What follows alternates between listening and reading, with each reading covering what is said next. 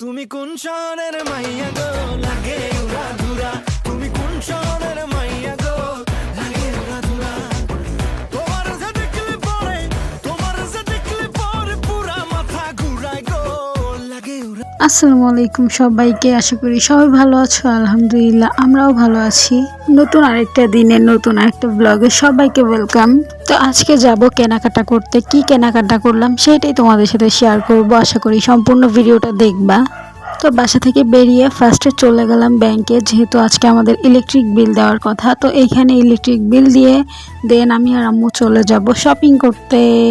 তো বেশ কিছুদিন পর যাচ্ছি শপিং করতে, এক্সাইটেডের কারণে যেইটা সামনে পেয়েছি সেইটা পরে চলে আসছি।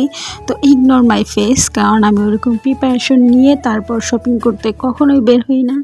আর কথায় আছে না, যেই দিন একটু এলোমেলোভাবে বের হব সেই দিনই 100টা পরিচিত রিলেটিভদের সাথে দেখা হয়ে যাবে।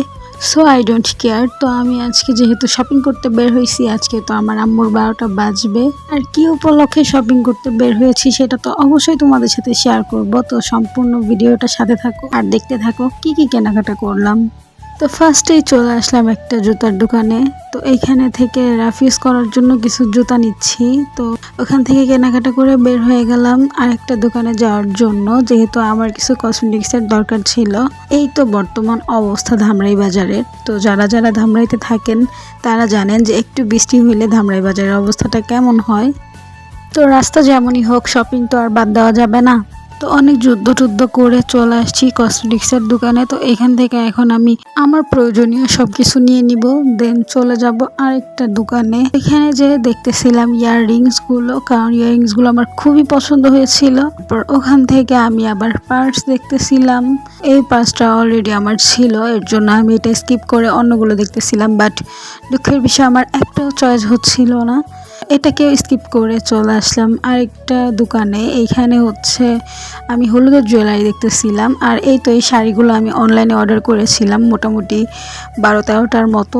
তো অনেকে বলতে পারেন শাড়ি জুয়েলারি কেন নিচ্ছি, হলুদের জুয়েলারি কেন নিচ্ছি। যাই হোক, আমাদের বাসায় একটা প্রোগ্রাম আছে। তো হালকা কেনাকাটা শেষ করে এখন চলে আসলাম একটা রেস্টুরেন্টে সকালের নাস্তা করতে, যেহেতু সকালে আমরা খেয়ে বের হই নাই। তো এখান থেকে খাওয়া দাওয়া শেষ করে চলে যাব ড্রেস কিনতে ড্রেসের দোকানে। তো এখানে চলে আসছে একটা ড্রেসের দোকানে। তো এখান থেকে বেশ কিছু ড্রেস নিব, যেহেতু বাসায় একটা প্রোগ্রাম আছে এর জন্য, পরার জন্য। তো চলেন বলেই ফেলি কেন এত শপিং করছি। হ্যাঁ, আমাদের বাসায় আমার এক ভাইয়ের ছেলের বিয়ে, আমার ভাতিজা। তো ওর হচ্ছে বিয়ের জন্য এত তোড়জোড় করা হচ্ছে। তো সামনে কিন্তু বিয়ের অনেক ইন্টারেস্টিং ব্লগ আসতে চলেছে। তো সবাই পেজটাকে ফলো করে সাথে থাকবেন। যার বিয়ে তার খবর নাই, পাড়াপড়শি ঘুম নাই, একটা প্রচলিত কথা আছে। তাদের বিয়ে তাদের থেকে আমার মনে হয় আমরাই বেশি শপিং করে ফেলছি। তোমরা কারা কারা আমার মতো একটা অজুহাত পেলেই শপিং করতে চলে আসো, অবশ্যই কমেন্ট করে জানাবা।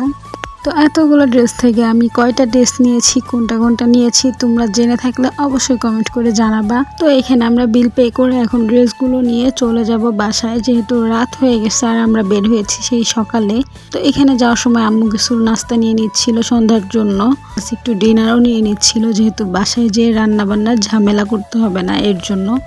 বাসায় চলে আসছি, দেন বাসায় এসে আমি সবগুলো ড্রেস দেখতেছিলাম। আর তোমরা কারা কারা কমেন্ট করেছো, কাদের কমেন্টের সাথে মিলেছে অবশ্যই জানাবা। আর এদিকে ড্রেসগুলো সব আমি খুলে খুলে দেখাচ্ছিলাম তোমাদের ভাইয়াকে।